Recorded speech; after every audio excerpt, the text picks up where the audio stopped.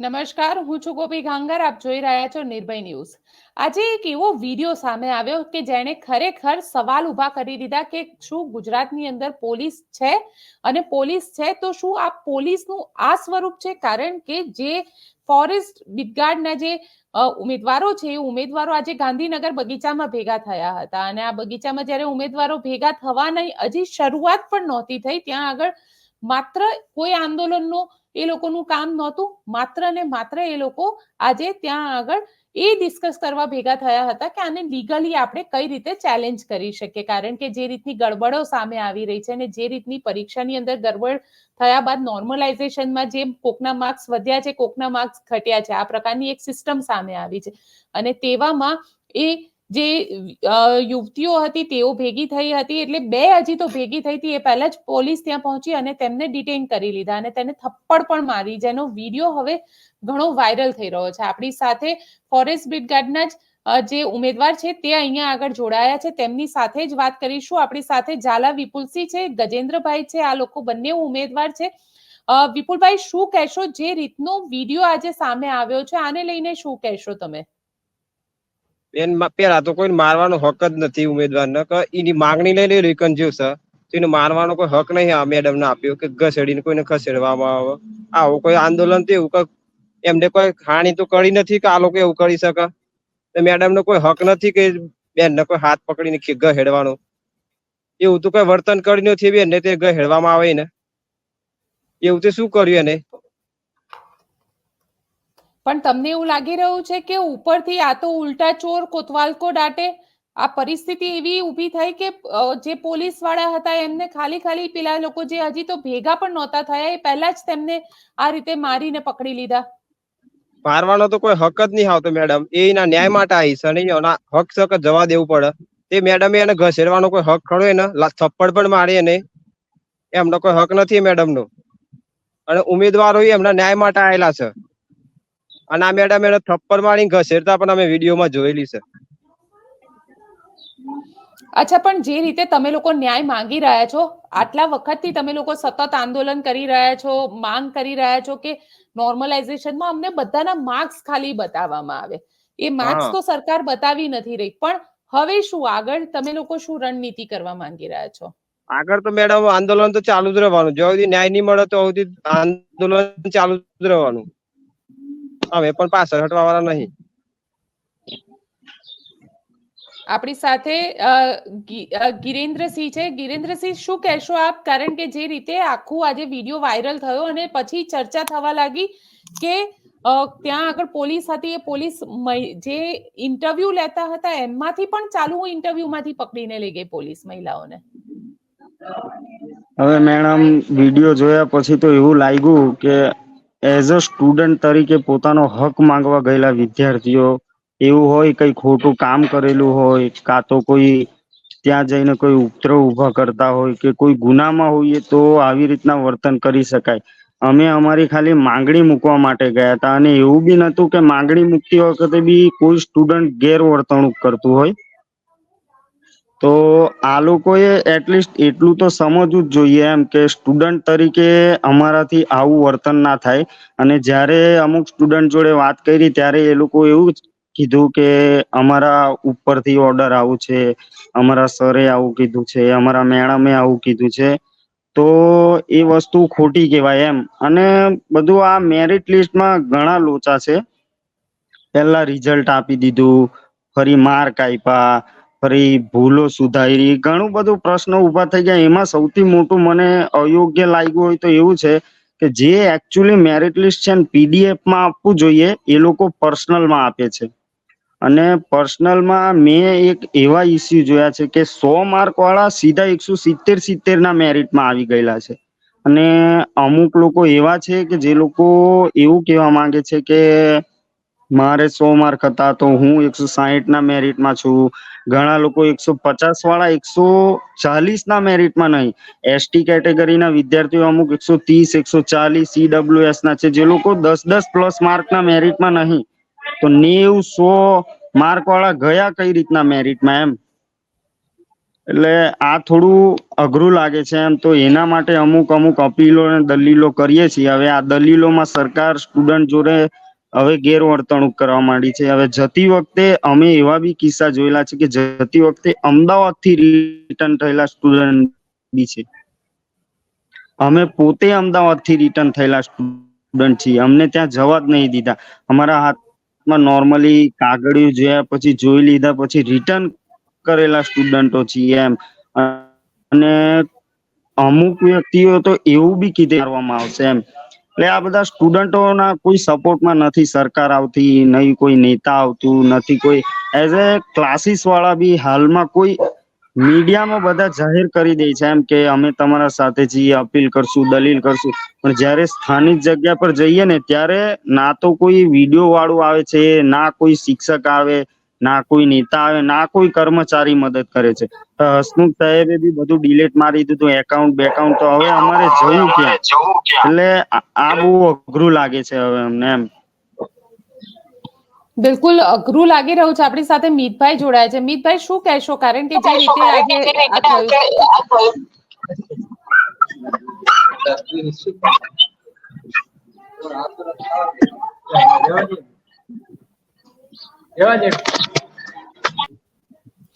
લાગે છે એમની સાથે સંપર્ક નથી થઈ શક્યો.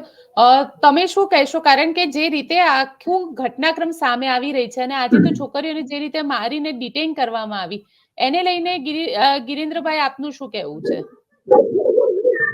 હા મેડમ, મારું તો એટલું જ કેવું છે કે સ્ટુડન્ટ તરીકે સ્ટુડન્ટ પ્રત્યે આવું વર્તન ના હોવું જોઈએ. એવું તો છે નહીં કે અમે લોકો ત્યાં જઈને કઈ મગજમારી કરતા હોય, અમારા કોઈ બહુ મોટા ઇસ્યુ હોય, અમે કોઈ ગુનેગાર હોઈએ, કાં તો કોઈ એઝ અ કોઈ પણ મોટી બાબત એમ. અમે ખાલી એટલું જાહેર કરવા માટે અને એટલી દલીલ કરીએ છીએ કે અમને અમારા માર્ક PDF સ્વરૂપે આવે. હવે આટલા પ્રશ્નની અંદર આ લોકો આટલું બધું ગેરવર્તણૂક કરે છે, તો મારું તો પર્સનલી એવું માનવું છે કે કઈ તો ગોટાળા હોય એમ, તો જ આ લોકો જાહેર ના કરી શકે એમ. તો અમને ખાલી લાગે છે એમની સાથે સંપર્ક તૂટી ગયો છે. ફરીથી સંપર્ક કરવાનો કોશિશ કરીશું. વિપુલસિંહ આપણી સાથે જોડાયેલા છે. વિપુલસિંહભાઈ, જે રીતના ઘટનાક્રમ થઈ રહ્યો છે, ક્યાંક આખી સિસ્ટમમાં ક્યાંક પ્રોબ્લેમ હોય એવું લાગી રહ્યું છે. કારણ કે ના માર્ક્સ અનાઉન્સ કરવામાં આવી રહ્યા છે, ના તમને લોકોને કઈ રીતે આ થયું એનું પણ કોઈ પણ રીતનું ક્લેરિફિકેશન નથી આવી રહ્યું. આપણી સાથે યુવરાજસિંહ પણ જોડાઈ ગયા છે. યુવરાજસિંહ સાથે પણ વાત કરીશું. સૌથી પહેલા વિપુલભાઈ, તમે શું કહેશો? મેડમ, આખી દાળ જ કાઢી લાગવા મને તો. પેલા કા સિસ્ટમ જ ખરાબ છે. પેલા તો અત્યારે કોઈ મોરચો ભરવા તૈયાર જ નથી એવું થઈ ગયું છે. બધા છૂટી જ પડ્યા છે અત્યારે અધિકારીઓ બધા. અમારાથી કઈ નહીં થાય ને અત્યારે પોલીસ અધિકારી પણ અત્યારે સ્ટુડન્ટ ઉપર મારવાનો હક કરે એટલે અત્યારે સિસ્ટમ આખી ભંગ થઈ ગઈ મેડમ. અત્યારે સ્ટુડન્ટ જાય તો ક્યાં જાય? અત્યારે એનો ન્યાય માગવા આવવાને એ લોકો એમ ક્યાં કરતા અહીંયાથી નીકળી જાવ, એવું તો આવતું જ નથી. અહીંયા બંધારણમાં કોઈ હક જ નથી. એટલે પોતાનો આપણો હક જોવે તો ખરો જ મેડમ. આજે કેટલી દીકરીઓનો સામનો કરવો પડે એ મેડમ ઘસેડી એવું તો કોઈ વર્તન આવતું જ નથી મેડમ. થપ્પડ પણ મારી મેડમ. મેડમ નો કોઈ હક નથી અને આખી દાળ જ કાઢી છે મેડમ. ઉપરથી પ્રેશર હોય એટલે ઉપરથી કાઢવું હોય તો જ નેતર દબાય. બિલકુલ અમારો હક ક્યાં આખી દાળ કાળી છે એવી વાત કરી રહ્યા છે. યુવરાજસિંહભાઈ, તમારું શું કહેવું છે? કારણ કે આજે જે વિડીયો સામે આવ્યા, ખરેખર એવું લાગ્યું કે પોલીસ અહીંયા આગળ જોર જબરદસ્તી કરી રહી છે. એટલે થોડી વાર સવારે જયારે વિડીયો સામે આવ્યા ને ત્યારે મને એવું લાગ્યું કે ભાઈ ગુજરાતમાં ક્યાંકથી આતંકવાદીઓ આવી ગયા છે અને આતંકવાદીઓને કંટ્રોલ કરવા માટે ગાંધીનગરની જે બહાદુર પોલીસ છે એ મેદાને ઉતરી ગઈ અને મેદાને ઉતરીને ગમે એમ કરીને આતંકવાદી પકડવાનું એક આમ સુરાતન ચેડ્યું કે ચલો આપણે આતંકવાદીને પકડી લઈ. એ રીતે ગાંધીનગરના અલગ અલગ ગાર્ડનોમાં, અલગ અલગ જે જગ્યાઓ જાહેર સ્થળો છે એ સ્થળો ઉપર, કોઈ ચાની ટપરી ઉપર, એમ બધા જ પોલીસ વાળા, હજારો કદાચ પોલીસ વાળા હશે, એ હજારો પોલીસ વાળા જે છે ને એ ગાંધીનગરમાં આતંકવાદીઓને શોધતા હોય ને એ પ્રકારના દ્રશ્યો સામે આવ્યા. પછી ધીરે ધીરે ખ્યાલ આવ્યો કે ભાઈ આ તો આતંકવાદી નહીં પણ તો ઉમેદવાર છે. અને એ ગુજરાતની બહાદુર પોલીસ પછી ગાર્ડનમાં કોઈ 2-5 લોકો ભેગા થાય કે કોઈ કહી શકાય કે 10-15 લોકો ભેગા થઈને પિટિશન દાખલ કરવા નથી એ લોકોને, ફોરેસ્ટના ઉમેદવારોને, તો એ લોકો ભેગા થઈ અને જે વકીલ છે વકીલ સાથે શું વાતચીત કરવી એને માટે ભેગા થયા હતા, તો એને પકડી લઈ ગયા. એટલે મને એવું લાગે છે કે આ ગુજરાતમાં ન્યાય માગવો એ કદાચ ગુનો હશે, કારણ કે જે પણ લોકો આજે ન્યાય માગવા માટે જઈ રહ્યા છે કેન પ્રકારે દબાવવામાં આવી રહ્યા છે. એટલે આ કહેવાય ને કે ઉમેદવાર સાથે આતંકવાદી જેવું વર્તન શા માટે કરવામાં આવે છે ને ખબર નથી પડતી. નહીતર આપણે ગુજરાતમાં બહુ એવું કહીએ છીએ કે ગાંધીનું ગુજરાત છે, સરદારનું ગુજરાત છે, પણ આ ગાંધીના અને સરદારના ગુજરાતમાં લોકો પોતાની વાત મૂકી નથી શકતા. હવે વાત મૂકવા જાય એ પહેલા તો પોલીસ ડંડા મારીને ડિટેન કરી નાખે છે.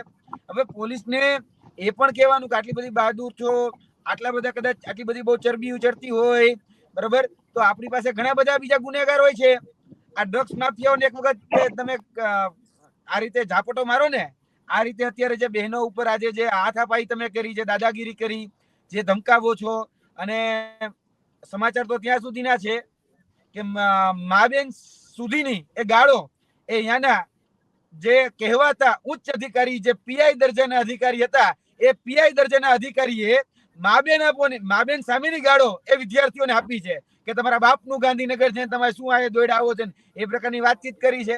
એટલે આ ગુજરાતની બહાદુર પોલીસને કહેવાનું કે આટલી બધી જ બહાદુરતા હોય, આટલી બધી જ ચરબી ચેડી હોય તો આપણે ગુજરાતના ઘણા બધા કૌભાંડીઓ છે, ભ્રષ્ટાચારીઓ છે, બુટલેગરો છે, બુચસિયાઓ છે, ત્યાં તમારી ચરબી દેખાડો જરાક. કેમ ભાઈ, જે નિર્દોષ છે, જે માસૂમ છે, જે પોતાના હકના રોટલા માટે ક્યાંક ભેગા થઈને વાત કરે છે, ત્યાં તમે તમારું સુરાતન દેખાડો છો. આટલું બધું જ સુરાતન જો ચડતું હોય તો કદાચ આપણે ગુજરાત પોલીસમાં જોઈન થયા એના કરતા કદાચ આર્મીમાં જોઈન થઈ જાવ તું, દેશને આ સીમાડાની રક્ષા કરવા જતું રહેવું તું, જો એટલું બધું સુરાતન ચડતું હોય તો. પણ મહેરબાની કરીને તમે જે સરકારની ચાટુકારિતા કરવા માટે, સરકારની ગુડ બુકમાં નામ લખાવવા માટે જે મારા નિર્દોષ અને માસૂમ બાળકોને જે તમે હેરાન કરી રહ્યા છો, યાદ રાખજો કે કાલે સવારે આની જગ્યાએ તમારા બાળકોની પરિસ્થિતિ પણ આ જ થશે જે અત્યારે તમે આ બાળકોનો અવાજ જે ગોંધી રહ્યા છો. કારણ કે અવાજને છે ને એ ગોંધવામાં આવે છે, બાળકોને તો નહીં ગોંધે છે. 47 થી 48 એવા વિદ્યાર્થીઓ છે જેને હજી ગોંધીને જ રાખ્યા છે, ક્યાં મૂક્યા છે કોઈ અતોપતો જ નથી. એટલે પેલા તો માણસોને ગુંદવાનું કામ કરતા, હવે તો જે રૂંધવાનું કામ કરે છે ને જે આ યુવાનો જે છે ફોરેસ્ટ ગાર્ડના, એના અવાજને રૂંધવાનું કામ આ જ લોકો કરે છે. બેન, તમે કહી રહ્યા છો કે એ લોકોના અવાજને રૂંધવાનું કામ કરી રહ્યા છે, પણ આજે તો કોઈ એવું આંદોલનની તારીખ પણ ન હતી અને ના એવું કઈ ડિક્લેર કરવામાં આવ્યું હતું કે તેઓ આંદોલન કરવાના છે.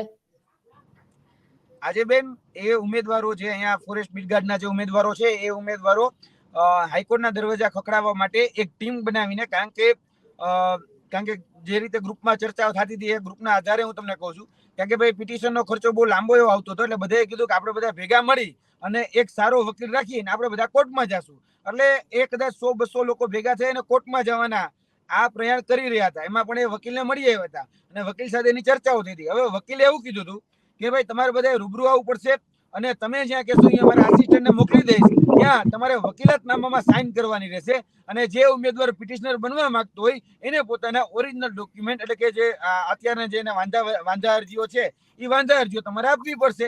હવે આ વાત એને વકીલે કરી હતી, પણ હવે વકીલને ખબર નહીં હોય કે આપણી ગુજરાત બહાદુર પોલીસ છે કે જે પિટિશન કરવા માટે પણ આ લોકોને રોકી રહ્યા છે. એટલે મારે તો એ ઉમેદવારોને પણ ખાસ કહેવાનું કે ભાઈ પિટિશન કરી જ રહ્યા છો તો હારવાર એ પણ એક મુદ્દો ઉમેરજો કે ગુજરાતની બહાદુર પોલીસ એ અમને ગાંધીનગરમાં ભેગા થવા નથી દેતી. અમારે પિટિશન કરવી છે, અમારે ન્યાયતંત્ર સમક્ષ ગુહાર લગાવી છે, પણ ગુજરાતની બહાદુર પોલીસ છે એમને ભેગા થવા નથી દેતી. આ સાથે સાથે પિટિશનમાં મુદ્દો ઉમેરજો એટલે જેથી કરીને ન્યાયતંત્ર જે આપણા ચીફ જસ્ટિસ હોય એ બધાને ખ્યાલ આવે કે ગુજરાતની બહાદુર પોલીસ એ વિદ્યાર્થીઓને કઈ રીતે આ આપણી જે કાયદો વ્યવસ્થા જાળવવા માટે કઈ રીતે હેરાન પરેશાન કરે છે ખ્યાલ પડે.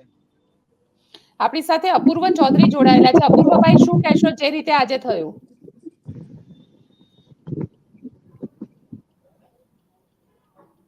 લાગે છે સંપર્ક નથી થઈ શક્યો. બીજા પણ જોડાય છે, મનોજ વંજારા જોડાયેલા છે, વિપુલ ઠાકોર જોડાયેલા છે, તેમની સાથે પણ આપણે વાત કરી લઈએ. વિપુલભાઈ, શું કહેશો આજે જે ઘટનાક્રમ સામે આવ્યો છે અને એમાં પણ પોલીસના એવા દ્રશ્ય સામે આવ્યા છે કે જે ખરેખર સવાલ ઉભા કરી રહ્યા છે આ ન્યાય સિસ્ટમ પર?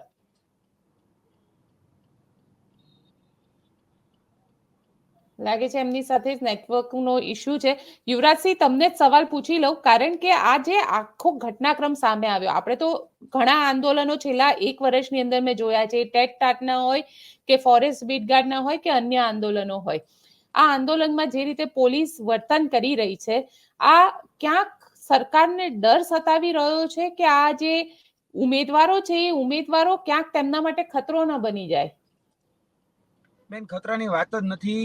પહેલા તમે વિચારો કે જ્યાં સુધી તમે વિદ્યાર્થીઓને સાંભળશો નહીં, સમજશો નહીં, ત્યાં સુધીનું સમાધાન થવાનું નથી. હવે સાંભળતા નથી, સમજતા નથી અને સમાધાનની વાતો કરશે તો કોઈ પણ સંજોગોમાં સમાધાન નહીં થાય. બીજું વાત કે તમે વાત કરી ખતરો, તો આ ખતરા રૂપ એટલા માટે છે કારણ કે વિદ્યાર્થીઓ અત્યારે અનિશ્ચિતતાના વાતાવરણમાં જીવી રહ્યા છે.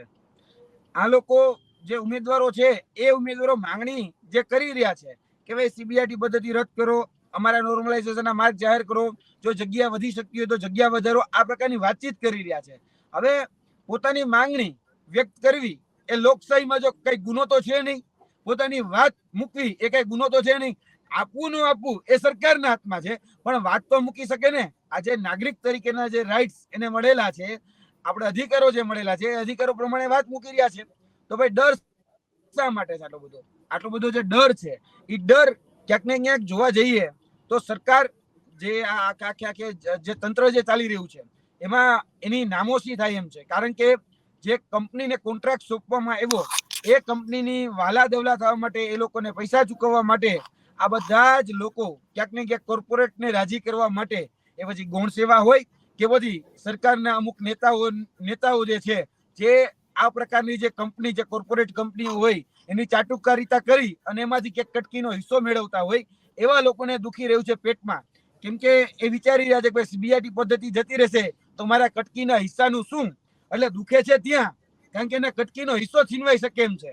હવે જે કટકીનો હિસ્સો છીનવાઈ શકે એમ છે ને, હવે કોઈ સંજોગોમાં એને જતો કરવો ગમતો નથી. એટલે કોઈ સંજોગોમાં પોતાના જે ભ્રષ્ટાચારના પૈસા કે બેઈમાનીના પૈસા જે જગ્યાએથી આવે છે ને એ જતા કરવા માંગતા નથી. એટલે સરકારના જે અમુક જે કહી શકાય કે અધિકારીઓ છે અને એની સાથે જે નેતાઓ છે, એ નેતાઓના પેટમાં તેલ રેડાય છે અને એ પોલીસને આગળ ધરી અને કોઈ પણ પ્રકારે અવાજ દબાવવાના પ્રયત્ન કરે છે. આજે એક અમારા લડાયક વ્યક્તિ હતા સબાનાબેન કરીને, તો એ સબાનાબેન જે હતા, હવે એ તો ખરેખર વિદ્યાર્થીઓને મળી અને પોતાની વાત મૂકવા માંગતા હતા. હવે હજી તો બહેનો ભેગા નહોતા, ખાલી 2 જ બહેનો હતા. તમે મને કદાચ દ્રશ્યો જોયા હશે. હવે 2 બહેનો ભેગા થયા, ત્યાં તો એ બહેનોને ગાંધીનગરનું જે ગહચારનું ગાર્ડન જે છે, વિસ્ટા ગાર્ડન જેને આપણે કહીએ, એ વિસ્ટા ગાર્ડનમાં તો જાહેર ગાર્ડન છે, બધા લોકો અવર જવર કરી શકે. આપણે ટેક્સના પૈસાનું છે, કોઈના બાપનું તો છે નહીં. અને આ સરકારની જે ઈશારે ચાલતી જે પોલીસ છે, એ પોલીસ આવી અને સીધી જ એની ધરપકડ કરીને લઈ જાય છે. ઓલા બેન કે ભાઈ મારો વાંક શું, મને વાંક તો કયો? તો કે તમારો ફોન લાવો. હવે ફોન ચેક કરે છે, ફોનમાં વોટેવર કદાચ કહી શકાય કે અલગ અલગ ગ્રુપોમાં એડ હોઈ શકે, એમાં ના જ નથી. આજે તમે મીડિયા મિત્રો છો તો કદાચ અલગ અલગ મીડિયામાં ઇન્ફોર્મેશન મેળવવા માટે અલગ અલગ મીડિયા ગ્રુપમાં એડ હોય, તો એ રીતે એલા બેન ફોરેસ્ટના ગ્રુપમાં એડ હતા. તો કે તમે કેમ આ ગ્રુપમાં એડ છો, નીકળી જાઓ બધા ગ્રુપમાંથી. એટલે ભાઈ એની મરજી, એને રહેવું એને ન રહેવું, તમે કોણ ધમકાવાળા? કઈ બાપુજી તો છે નહીં. આ રીતે જે ખરેખર કરો છો એ યોગ્ય નથી. જી બિલકુલ આપણી સાથે ગિરેન્દ્રસિંહજી જોડાયેલા છે. ગિરેન્દ્રસિંહજી, તમારું શું માનવું છે જે રીતે આ મહિલા સાથે કરવામાં આવ્યું આજે? ખરેખર બધા જ ફોરેસ્ટ ગાર્ડ હવે ભેગા થશે આના બચાવમાં અને એક મોટા આંદોલનને સ્વરૂપ આપશે આને?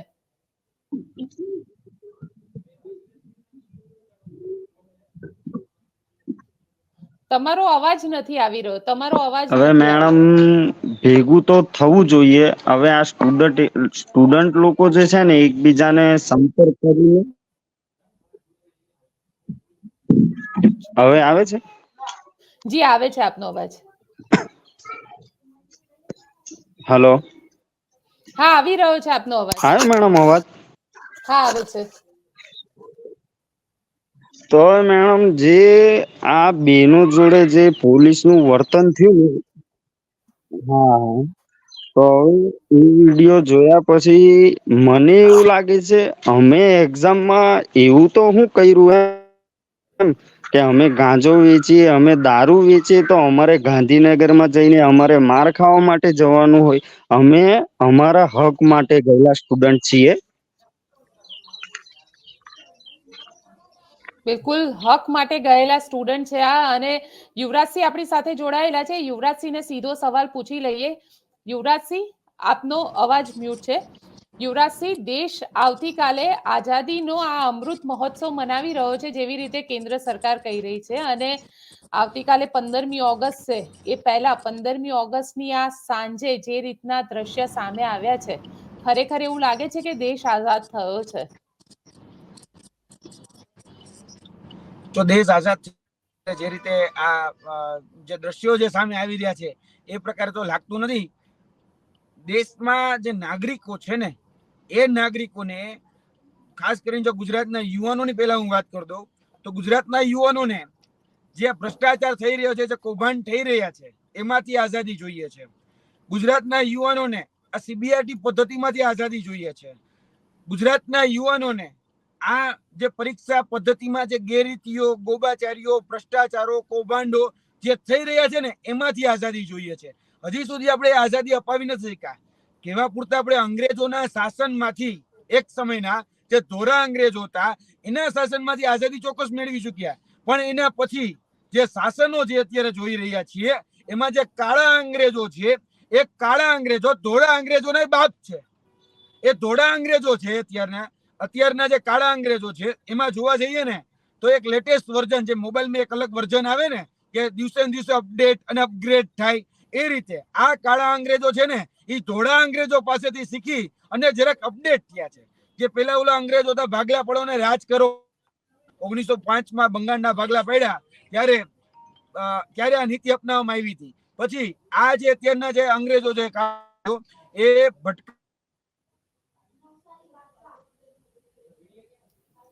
લેટેસ્ટ વર્ઝન, લેટેસ્ટ એપ્લિકેશન ને ડાઉનલોડ કરી એને આ શાસનમાં બેઠા છે. છેલ્લા 30 વર્ષની વેદના વ્યક્ત કરે, બંધારણીય અધિકારોની વાત. યુવરાજસિંહ, તમારો અવાજ વચ્ચે વચ્ચે તૂટીને આવી રહ્યો હતો. આવે છે અવાજ બેન? જી જી, આપનો અવાજ આવે છે. એટલે આપણે બેન જોવા જઈએ ને તો અત્યારમાં આ જે કાળા અંગ્રેજો છે ને, એ કાળા અંગ્રેજો જરાક ઓલા ધોળા અંગ્રેજોનું લેટેસ્ટ વર્ઝન છે. ભરમાવો, ભટકાવો ને ભડકાવો. આ લેટેસ્ટ વર્ઝનમાં ગુજરાતનો યુવાન હોય કે ગુજરાતનો નાગરિક હોય કે ભારતનો નાગરિક હોય, પોતાની વાત મૂકવા જઈને એ પહેલા જ આ પોલીસના દંડાથી કે પોલીસના દંડના દરથી એને સીધો જ દબાવી દેવાની વાત કરવામાં આવે છે. આના કરતા મને એવું લાગે છે કે ઓલા ધોળા અંગ્રેજો હતા ને એ થોડાક સારા હતા. કે ભાઈ ગાંધીજી હોય, સરદાર પટેલ હોય, આંબેડકરજી હોય, બિરસા મુંડા હોય, થોડોક વાત કરવાનો અથવા તો એના સાથે થતા અન્યાયો કે અત્યાચારો નો એ અવાજ તો રાખી શકતા હતા. હવે અહીંયા ઊંધું થઈ ગયું છે. આ કાળા અંગ્રેજોની જે આપણે અત્યારે જે નસલ છે એ કોઈને વાત મૂકવા દેતા નથી, એટલે આ વધારે ખતરનાક છે. ઓલા ધોળા અંગ્રેજો કરતા જે કાળા અંગ્રેજો જે છેલ્લા 30 વર્ષથી ગુજરાતમાં શાસન કરે ને, એ જરાક વધારે પડતા ખતરનાક છે. અને એ જે દૂષણ અને એ જે અત્યારે સ્લો પોઈઝન અત્યારે આ ગુજરાતના યુવાનોની અંદર કે ગુજરાતના જે આપણો બાળકો છે કે એની અંદર જે નાખી રહ્યા છે ને, એ પછી ડ્રગ્સના નામે હોય, દારૂના નામે હોય કે બીજા જે રીતે આપણે બેન એ દેશમાં છીએ તો આપણે આપણા ગુજરાતની એ ભૂમિ છે કે જેને ધોળા અંગ્રેજોમાંથી આઝાદી અપાવવા માટે સરદાર, ગાંધી એવા મહાનુભાવો ને આપણે આ ભૂમિમાંથી આપ્યા છે. અને અત્યારની સરકાર જે તાનાશાહી, જે કાળા અંગ્રેજ કહી શકાય, એ સરકાર કરે છે શું?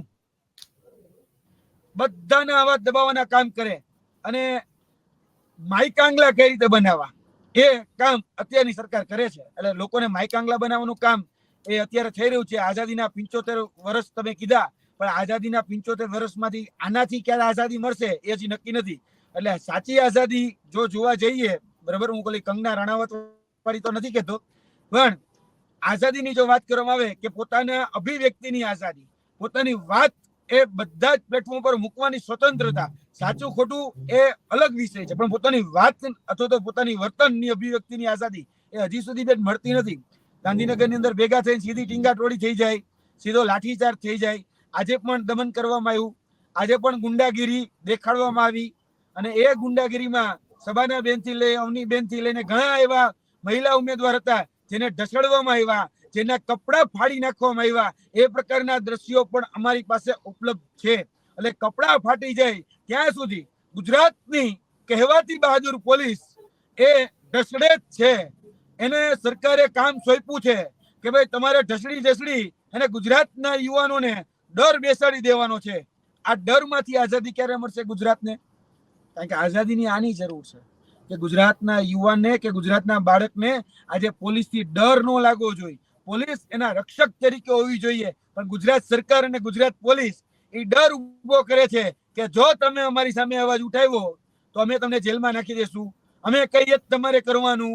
એટલે આ ડરમાંથી આઝાદીની એક મોટી જરૂરિયાત છે. ડરમાંથી આઝાદી અત્યારે બ્રિજ દુર્ઘટના જે પણ થઈ રહ્યું છે,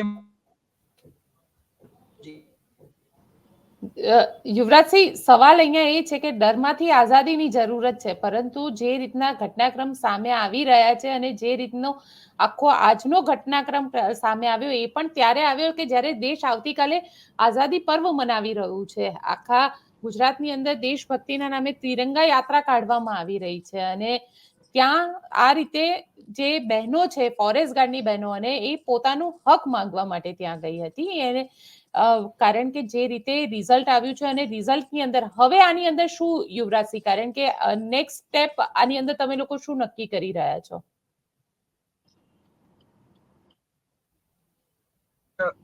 તમે જે વાત કરી કે તિરંગા યાત્રા, તિરંગો એ આપણી આન બાન શાનનું પ્રતીક છે અને એ દેશની માન મર્યાદા અને મોભાનું પ્રતીક છે. આપણે આ ગુજરાતની અંદર કે ભારત દેશની અંદર જો વિકાસ ઈચ્છતા હોય તો પેલા બણગા ફૂંકવાનું બંધ કરવું પડશે. એ તિરંગો એ શાંતિ લહેરાઈ શકે એટલા માટે ગુજરાતની અને ભારતની જે નારી છે એ નારીનું અપમાન કરવાનું એ મૂકી દેવું જોઈએ ભારતીય જનતા પાર્ટીએ. સ્લોગનોમાં બહુ મોટી મોટી વાતો થાય, નારી સશક્તિકરણ, નારી વંદના, મહિલા સશક્તિકરણ, બેટી બચાવો બેટી પઢાઓ, પડેગા ઇન્ડિયા તभी तो बढ़ेगा ઇન્ડિયા. પછી એ જ બેટીને રોડ ઉપર ઢેળવામાં આવે છે. એ જ બેટીને અત્યારે પોલીસ જેલના સળિયા દેખાડી રહી છે. એ જ બેટીની અત્યારે જે કપડા છે એ કપડાનું ચીરહરણ કરી રહી છે. એટલે બેનરો ઉપર જે વાત થઈ રહી છે અને વાત તિરંગાની થઈ રહી છે, તો જ્યાં સુધી આ બેટી, આ મહિલાનું ચીરહરણ કરવાનું બંધ નહીં કરો ને ત્યાં સુધી એ તિરંગો એ શાનથી નહીં લહેરાય. આ હકીકત છે. જો ઈચ્છતા હોય કે તિરંગો શાનથી લહેરાય અને તિરંગો એ બધાનું આન બાન શાનનું પ્રતીક બન્યો રહે, તો આ દેશની જે વ્યવસ્થા તંત્ર છે ને એ વ્યવસ્થા તંત્રને સુધારો કરો. તમે તમારી સામે જે અવાજ ઉઠે એને સીધા જ એન્ટી નેશનલ, એન્ટી બીજેપી કે સીધા જ પાકિસ્તાન હાલ્યા જાવ એ પ્રકારની વાત કરો છો. એના કરતા બેટર છે કે આ પ્રોબ્લેમ જે છે એ બધાનું નિરાકરણ કઈ રીતે લાવી શકાય એની ઉપર ધ્યાન રાખવું જોઈએ. જી બેન. બિલકુલ યુવરાજસિંહ, આપ અમારી સાથે જોડાયા તેના માટે આપનો ખૂબ ખૂબ આભાર. આશા રાખીએ કે સરકારને ક્યાંક આ આઝાદી યાદ આવે અને એમને પણ અહેસાસ થાય કે દેશ આઝાદ થઈ ગયો છે. તો આપ શું વિચારો છો મને કોમેન્ટ બોક્સમાં ચોક્કસથી લખીને જણાવજો, અને અમારી ચેનલ નિર્ભય ન્યૂઝને લાઇક, શેર અને સબસ્ક્રાઇબ કરવાનું ભૂલશો નહીં. આભાર.